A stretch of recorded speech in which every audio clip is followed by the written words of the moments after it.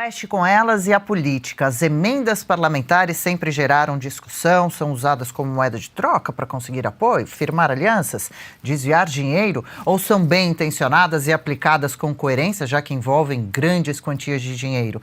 Conosco aqui no estúdio, gentilmente veio aqui conversar com a gente a deputada federal Adriana Ventura, está aqui no nosso estúdio então e analisa o projeto aprovado, não é, Adriana, essa semana no Congresso, que propõe transparência às negociações feitas através das emendas parlamentares. Bom dia, bem-vinda. Bom dia, é um prazer estar aqui no Oeste com elas, Adriana, Paula, minha querida Marina.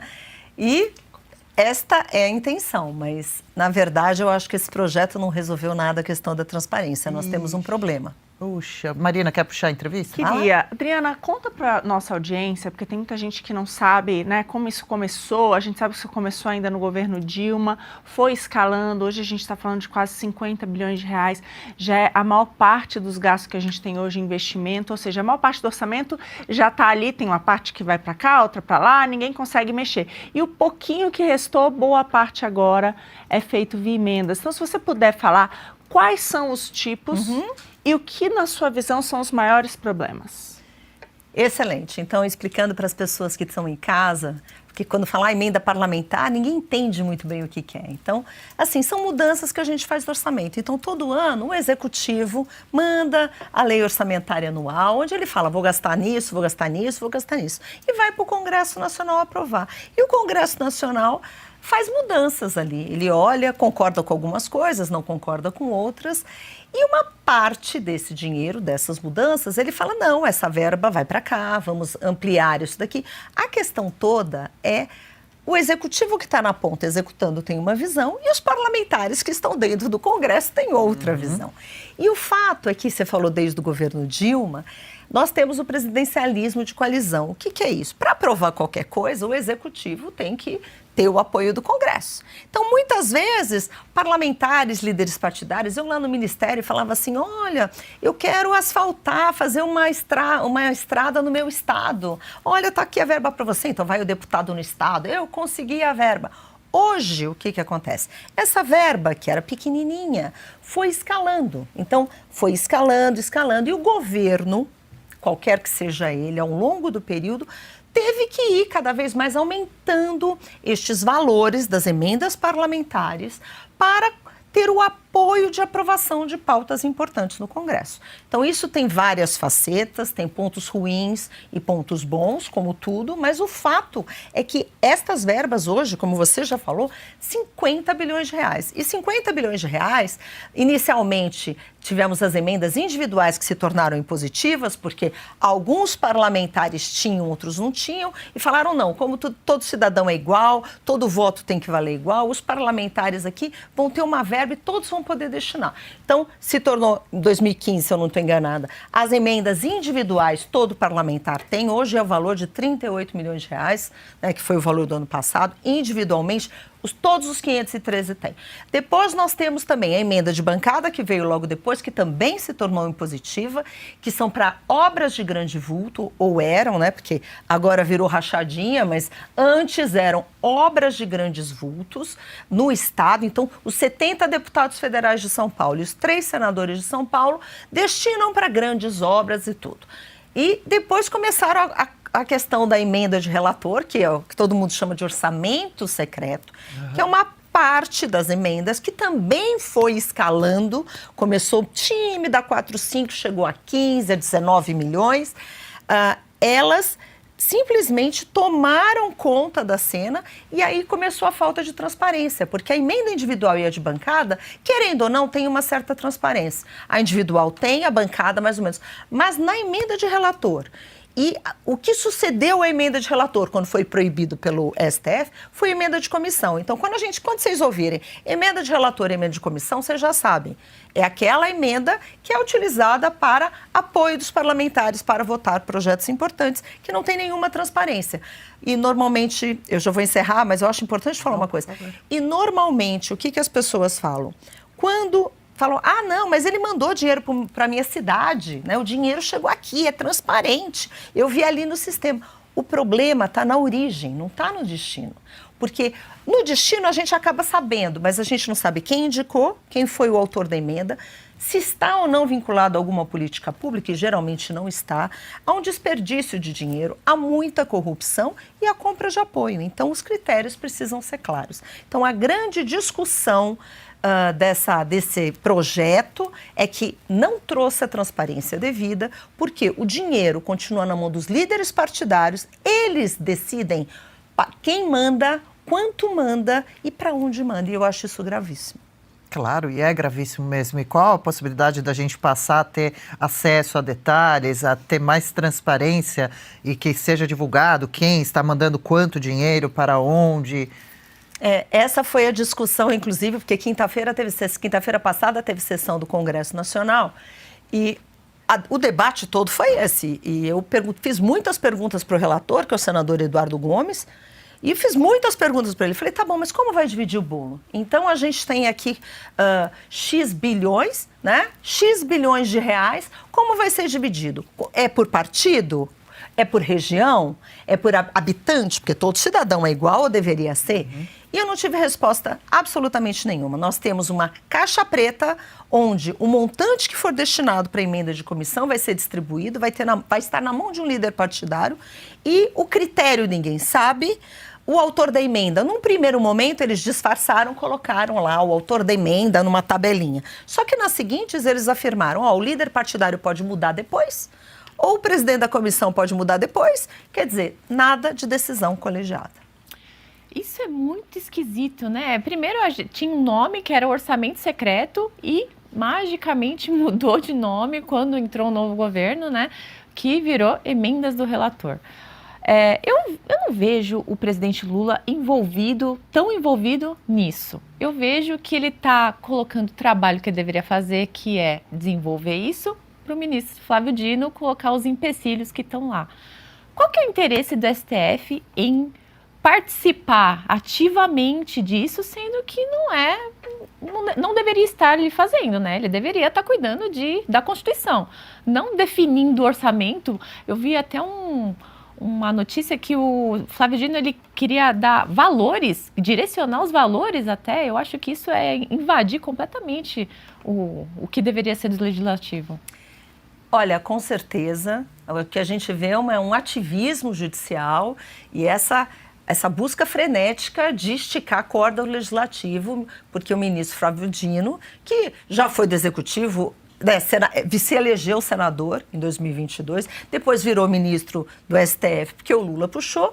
Na verdade, ele quer beneficiar o governo. O ato dele é político, né? Ainda que ele queira exigir transparência, e isso é bom para o Brasil, exigir transparência, o ato dele é motivado por questão política para ajudar o governo. Então, rapidinho, então ele está fazendo a coisa certa com a motivação errada. Sim, porque o ato dele é político, é esticar a corda, que o Brasil precisa de transparência, de clareza, né? Tá certo. Agora, o ato dele, infelizmente, é político. Tanto assim que eu fiz esse questionamento também lá. Eu quero entender como é que o ministro Flávio Dino vai falar. Porque se ele falar que atende, você me desculpa, aí a gente vê que o acordão da República se fez com esse governo que Deus me livre, que precisa sair logo, mas porque não tem transparência, não atende transparência. Eu até falei, eu aqui quero saber, desafio alguém nesse plenário a me provar cadê a transparência, cadê o critério de como vai ser dividido. E ali todo mundo calado. Então eu espero, sinceramente, que o ministro Flávio Dino deixe de ser político e passe a ser o ministro do STF que guarda a Constituição, porque lá não tem transparência, que é um princípio constitucional.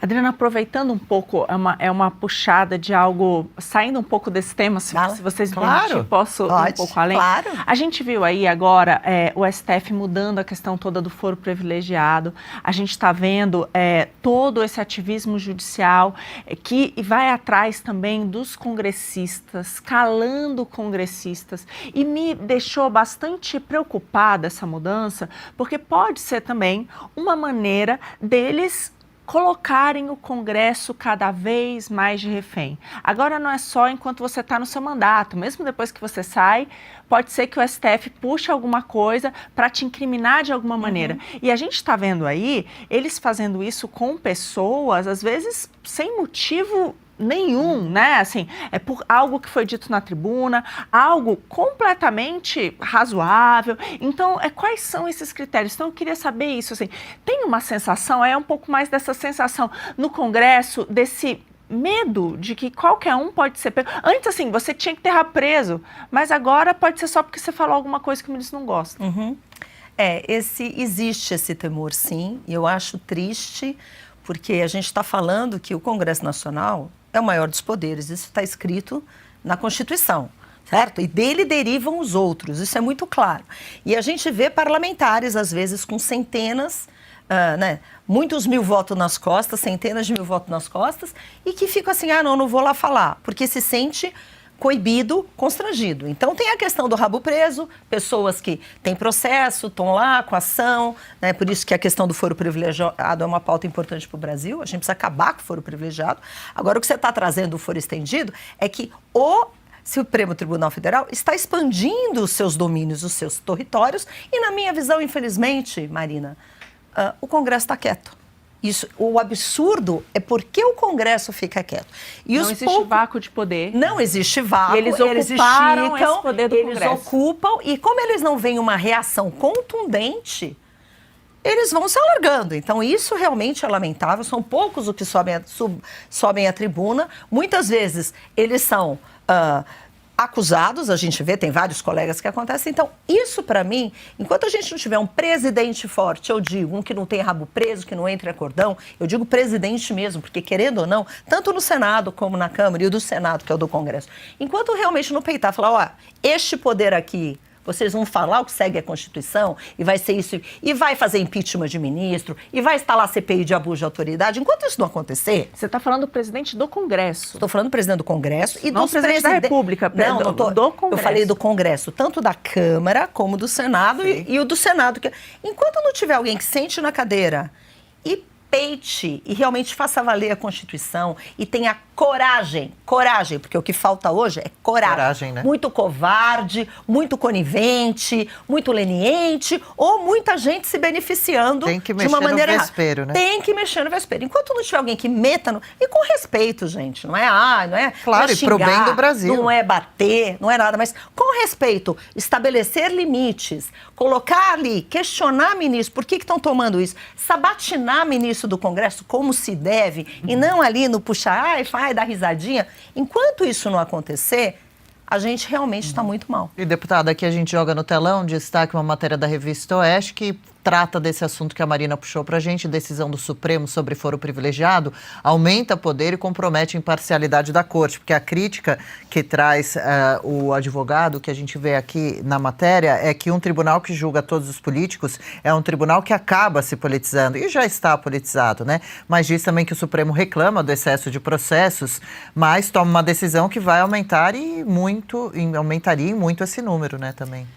Na verdade, para mim, eu estou procurando o que é técnico no Supremo Tribunal Federal, porque eu só vejo um órgão político, eu só vejo um lugar político, e o pior de tudo, voltando aqui, são assuntos sérios, mas assim, tem tempo para tudo. Eu não vejo claramente o empenho deles em destrinchar coisas relevantes para o país.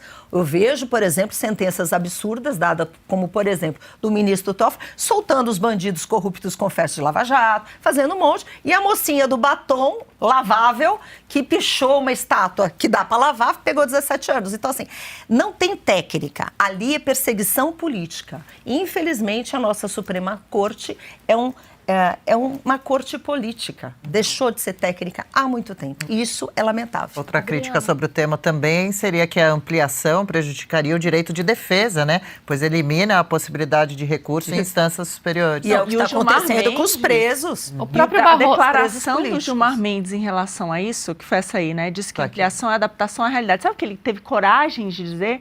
Muitas vezes os políticos são perseguidos na primeira instância. Então a gente quer blindar isso. A gente quer blindar. Aí eu fico me perguntando, quer blindar os corruptos e prender a oposição? Porque parece que é isso, né? É uma coisa maluca essa declaração. Assim, tem uma discussão dentro do Congresso que fala que muitos parlamentares não querem ir para a primeira instância, são contra o foro privilegiado, porque eu sou aquela que coleta assinatura para votar. E eles falam, não, mas primeira instância, porque em lugares pequenos, às vezes o juiz é adversário político. Então, a gente começou a discutir e ir para uma segunda instância para ter a quem recorrer. Então, mas STF, nós temos um problema, porque no final persegue políticos que não pensam igual. É do mesmo jeito que eles estão usando a lei da ficha limpa, que foi um mérito, um presente para o país, né? A população votou, foi, né? Fez o abaixo-assinado querendo a lei da ficha limpa. Só que agora nós temos o presidente Luiz Inácio Lula da Silva lá no cargo de presidente. Então, do que adiantou a lei da ficha limpa? O que aconteceu aí? Nós temos Sérgio Cabral virando influencer digital, dando dica de filme na cobertura em frente ao mar. Que tipo... Nossa, é revoltante. É revoltante. Então, né? por outro lado, eles estão usando a lei da ficha limpa para culpar, para deixar as pessoas que não fizeram crime nenhum, ou crimes pequenos, inelegíveis. Entendeu? Então, eles desvirtuaram completamente a lei da ficha limpa para punir opositores políticos. O que você pensa sobre isso? Olha, eu fico muito indignada. Aliás, eu volto para o primeiro ponto, porque os representantes da população estão ali e o Congresso tem poder para agir. Tanto o Senado, que é aquele diretamente que pode sabatinar, que pode fazer impeachment de ministro do STF e tudo mais, a questão é por que não faz. E a revolta é grande porque dentro desse quadro, onde é que a gente vai parar? Porque estão soltando bandido, né? As pessoas que falam, temos um monte de presos políticos hoje, o que a gente mais tem é preso político, gente saindo do país. Então, aonde vamos parar? Então, a questão é colocar pessoas fortes naquele Congresso que tenham coragem de fazer as coisas. Porque a covardia ou fisiologismo é generalizado. Infelizmente, esse é o quadro. Pois é, muita gente aqui no chat se posicionando. Depois dá uma lida, viu, deputado? O pessoal também fica, claro, revoltado com o motivo, né? Cobrando, assim, onde estará a nossa esperança? Para a gente encerrar, então, aqui nossa entrevista, qual é a nossa esperança? Como ficamos daqui para frente? A nossa esperança, e falo de uma maneira de quem está lá dentro. Nós temos muitas pessoas boas lutando pelo que é certo. Muitas pessoas boas lutando. Só que não temos maioria. Hoje, infelizmente, a gente estava falando das emendas inicialmente, muitos se deixam levar, seja por emenda, a guerra da reeleição, o poder do líder partidário, que pode manipular verba de fundão eleitoral, verba de emenda, que faz com que muitos sejam reféns também. Essa é a ditadura do legislativo, que eu costumo falar.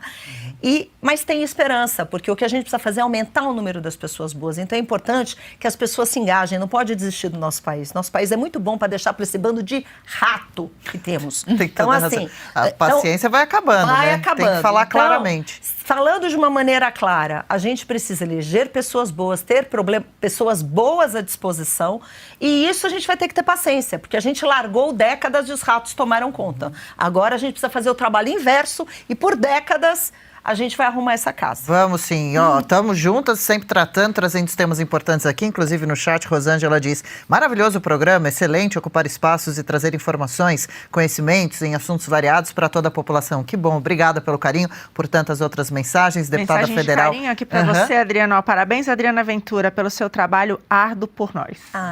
Fica aqui, também agradeço. Parabéns, deputada. Quer agradecer também, Paula? Adriana, muito obrigada por ter vindo. Nossa, muito esclarecedor. Eu acho que o pessoal em casa vê tanta notícia sobre emendas parlamentares e muda de nome, aprovou isso e bloqueou ali. Isso foi bem esclarecedor para o pessoal de casa. São temas complicados que a gente tem essa intenção aqui de manhã de ir traduzindo a todos, né, o que significa alguns termos muito técnicos. Adriana Ventura, deputada federal, Novo de São Paulo, obrigada de novo pela participação. Até uma próxima, boa semana, boa sorte. Eu que agradeço vocês, mulheres firmes, porretas aqui, minhas queridas. E Marina, beijo para você, Adriana, Paula, beijo. Muito obrigada. Um beijo grande também, obrigada a você por ter vindo.